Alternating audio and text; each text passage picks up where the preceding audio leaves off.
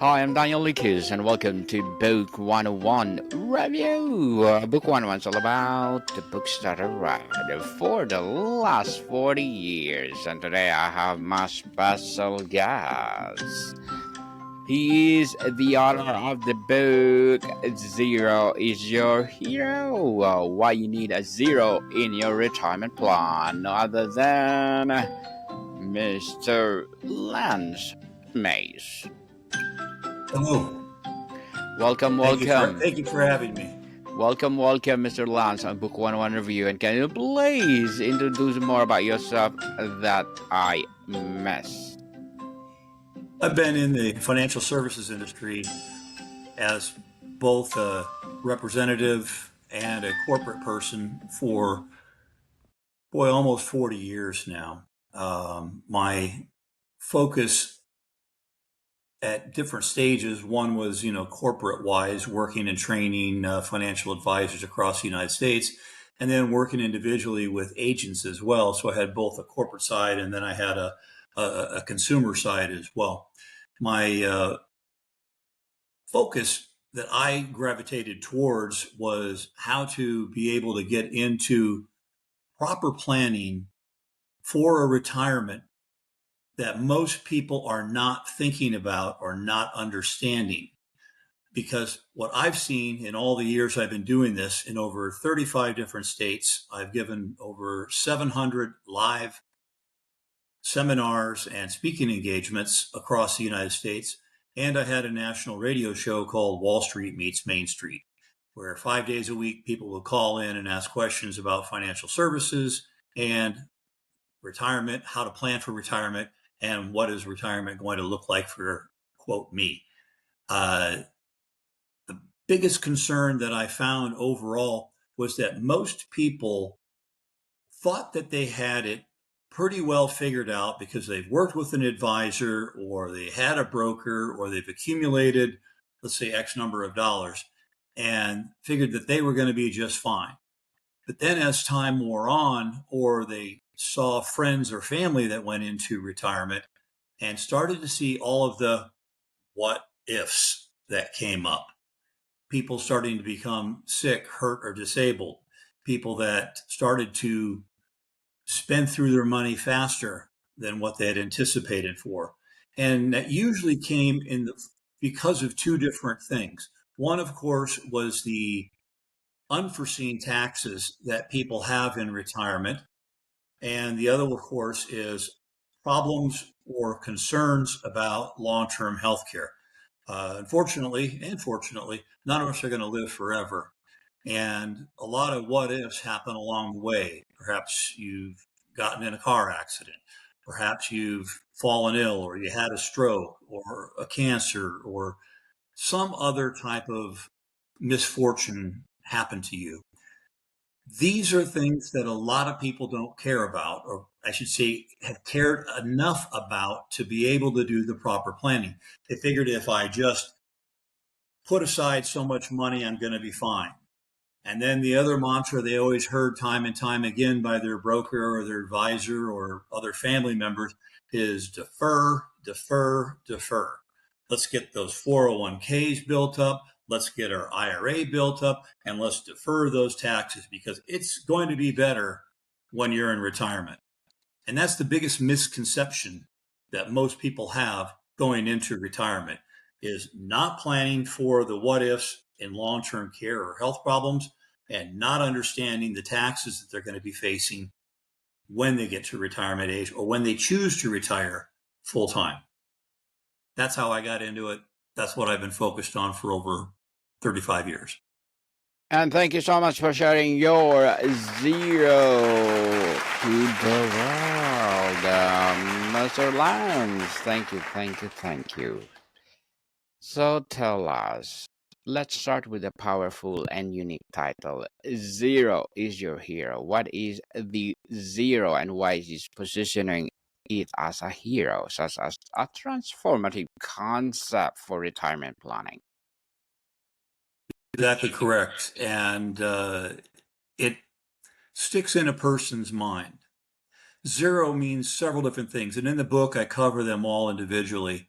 And I try to get people's mindset around why zero is important for themselves. First and foremost, zero is understanding that you want to reach the zero tax bracket when you're in retirement.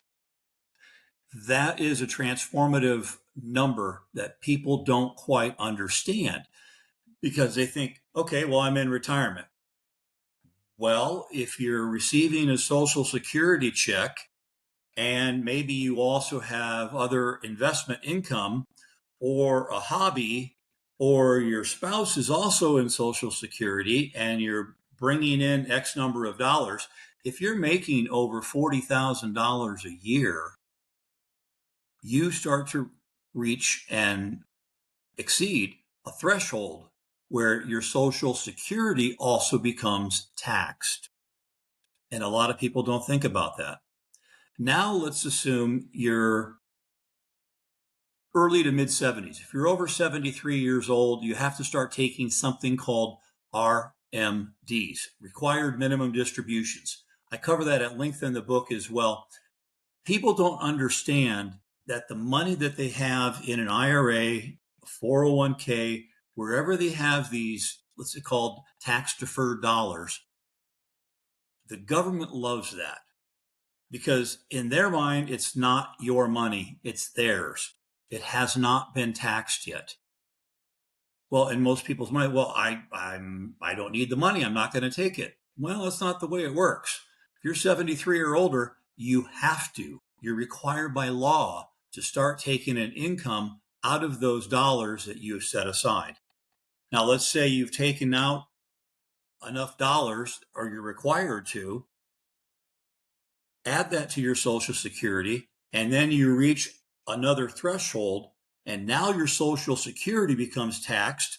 Between 50 and 85% of your Social Security gets taxed at ordinary income rates, plus the tax that you now have to pay on the IRA dollars as well.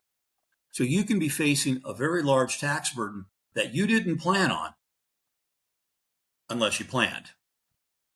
And that's why I really talk about the importance of having the right kind of plan and getting down to that zero tax bracket when you actually start to retire. Because retiring with no income tax required, no tax on your Social Security is huge. It's paramount. It makes the difference between having a peaceful, relaxing retirement and stressing out over the fact that, oh my gosh, I have all these taxes that come and due. I have this money that comes in plus my Social Security money. Together, it puts me over the threshold. And now my wife's taking Social Security. And all of a sudden, you've got all these sources of income that come in, and it starts recreating a very large tax bill. People have always lived on the mantra. Advisors have always pushed the mantra: defer, defer, defer. It's going to be better when you retire. No, it's not. Because when a person retires, that means they're not working. And they usually are giving up. What people don't realize is the exclusions, deductions, and credits that currently, if you're working, allow you to start writing off, if you will, some of your expenses and being able to reduce the amount of tax that you pay. But when you retire, well, in most cases, people have their home paid off. And that's the largest deduction that people have, is a mortgage deduction. The second one is children. Not too many people in their late 60s and 70s are having young dependent children, or at least when you're retired, you hope you aren't. The third one is most people are very charitable minded, and they, for years, have been able to donate money to a charity. Well, when you're on a fixed income and you're older, you don't do that so much anymore. You'd rather donate your time working somewhere, and that's not tax deductible. You don't have the children, that's not tax deductible. You don't have the mortgage deduction anymore, that's not tax deductible.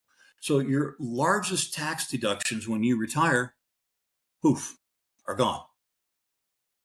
So everything that you start taking in as income eventually is going to start to snowball and create an income and create a taxable event, which will tax your Social Security.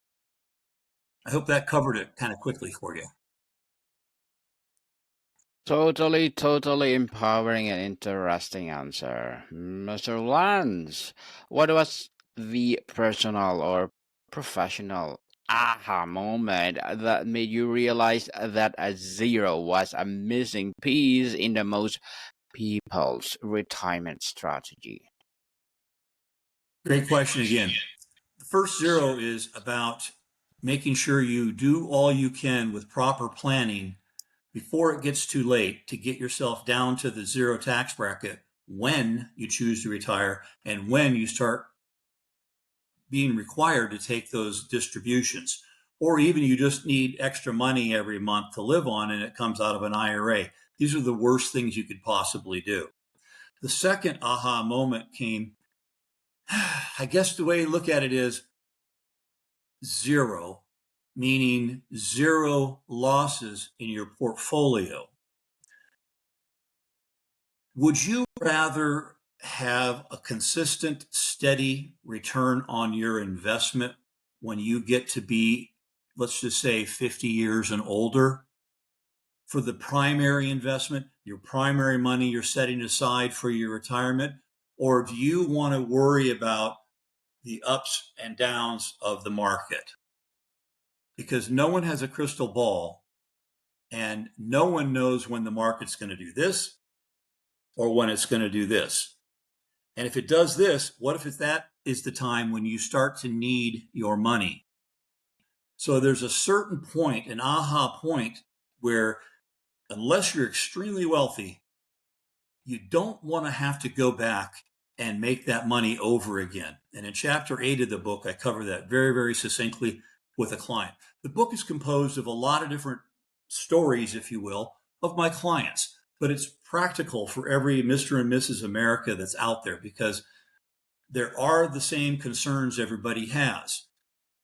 People don't realize that if you have a 30% loss in your portfolio, which has happened 17 times, by the way, it takes a 43% gain just to get back to where you were, to get back to zero, if you will. Now, if you had a different type of investment, one that only recorded positive gains and never went backwards, and each year, at the end of that year, the worst thing that ever happened, even if the market went down, down, down, down, down, you recorded a zero. Would you rather have a zero on your year-end statement as far as growth, but never touch the principal, never touch your premium year's earnings? Or would you rather have it go down and then you have to work like heck and hope the market goes up again just to try to get back to where you were? So the second zero is zero loss, zero risk with your portfolio of the dollars that you need for your retirement savings. Did that answer that question for you? I cover it pretty succinctly in several different chapters in the book as well. Indeed, Mr. Lance, for the average person, zero in finances often means having nothing. It's a negative. How did you flip this concept on its head to become the foundation of security and freedom? Well, that's a good question. It becomes a sacred foundation, if you will, because you know that no matter what the market does, you're not going to lose your principal and you're not going to lose what you've earned over the previous years. So that's where zero is your hero. That you, as a worst case scenario at the end of the year, have zero growth, but you also had zero losses. So your principal and what you've earned over the previous years are still intact, not touched, not diminished. And the best part is, let's just hypothetically say that the market, you're in the S&P as a general index. let's just hypothetically say that you got into the market and it was at 1,000. At the end of the year, it went up to 1,100, 10% growth. You locked in that 10% growth. So now you have 1,100 basis in what your account is. The next year we have, let's just say 2008. A lot of people remember how bad it was. That was one of the worst stock drops in history. So 2008 or another similar scenario happens, and everybody's account starts to go back, goes down, loses value, loses money, loses principal, loses interest, loses previous year's gains. But your account stayed right at the 1,100 mark. Everybody else could be down around 7, 6, 800 maybe, and they're going to have to work to get that same real estate, if you will, over again. But you start out the next year already at the 1,100. And if it goes up to 1,200, you've now gained another 10%. Everybody else would have gone from a 700 or an 800 only up to, a few more points, maybe at the most 900. So over time, having a more conservative approach that only takes positives and never records negatives. So in other words, the worst you get is a zero, is why that's a hero, and why that in turn will work well for you long term in your portfolio and your retirement dreams. Mr. Lance, truly, truly empowering. Is the zero a specific financial product, a number on spreadsheet, or more a philosophical mindset shift? No, there are certain products that do offer that, and I wouldn't want to go into mention them as is. Like when I had the radio show, and tens of thousands of people would listen to you. You have to speak in the generality of the concept of what it does. Every person is different. Every person's outlook, every person's income, every person's goal of retirement is different. That's the reason there's different flavored lollipops. Everybody's tastes is different. But it is a concept, and there are products out there that will have a reduced upside to make sure you never, ever have a zero downside where you lose, lose, lose, lose. Zero is the worst thing that could happen in that account. But your gains and your principal are locked in. Just for that year, you may get a zero. Would you rather have a zero, or would you rather lose 20% of your portfolio? I'd rather have a zero. Master Lance.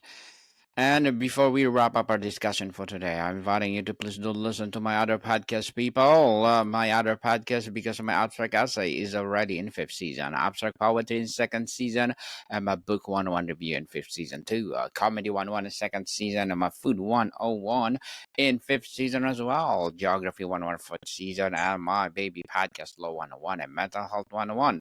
Love Letters in fourth season, and Movie 101 review, Music 101 in fourth season, and Science 101 and Sex 101 in its first season. Please listen to them wherever you listen your podcast. So, finally, Mr. Lance, for our listeners who were feeling anxious about their retirement, what is your first piece of advice for them? Honestly and sincerely, it would be to get my book and read it. It's a very easy read. I put it together in a very conversational manner. Most people have a conception of financial services to be some mystique or something that, their eyes will glaze over or they don't understand. I put it in very easy to understand. I wrote it so that my mother could understand it, so that anybody that can read could have a better understanding of what financial services should look like. And I speak very specifically in there that most financial advisors are wrong. Most financial advisors are doing it wrong. They're doing a complete disservice to the people out there. They aren't taking into account the taxation and how long people live.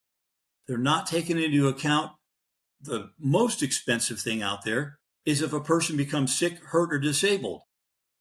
Who's going to pay for that? Medicare doesn't cover it past 60 days. Their own personal insurance will drop them at the end of each year. That has to come from you, your right front pocket. But in chapter 5, I talk about how I get other people to pay for it and how it creates the zero effect, zero fees for a long-term care product, zero losses in your portfolio, zero taxes when you do it correctly. Those are the most important things. It's not about how much money you make. If you make $1 million a year, but you end up spending $1.1 million and then have to pay tax on all that you earned, these are the things people don't think about. They think if I make a lot of money, I'm going to be fine. Maybe, but it's not about what you make. It's about what you keep and how you use it correctly to better your life and the better life of your family when you need it in the future. That's the best piece of advice out there. Get the book. It's a few dollars investment in a person's life, the paperback, the hardback, and even download it at any of the fine retailers out there, Amazon, Barnes & Noble, Lulu. There's about 10 different platforms out there. But the best thing they can do for themselves is make themselves aware, make themselves more educated on the products that are out there. They're not sexy products. They're not, oh, wow products. You know what? They're also not ever going to let you down. But it will help you have a better retirement and a better Yes, future. Mr. Lance Mays, thank you so much for sharing your knowledge and wisdom to the world. So, can you please invite our listeners to support your book? Please, yes, if you could. Again, it's at fine online retailers, Amazon, Barnes & Noble, Google, Lulu, several different areas. Pick up a copy, either download it on a Kindle or ebook or print to have. Daniel, I wanted to say thank you and congratulations on all your success. I have a lot more to talk about another time. Maybe we can set up another time because there's so many aspects that people need to understand. Again, thank you so much for your time. You are most welcome, Mr. Lance. Yes, I'm inviting you to my abstract essay and let's talk about more about your book itself. Yes, people, let's support Mr. Lance Mays because if you support him for sure, more and more empowering business like this or books like this to come. So, Mr. Lance, thank you so much for your time. Thank you. I appreciate it. Have a wonderful, wonderful day. More to come, people. See you soon.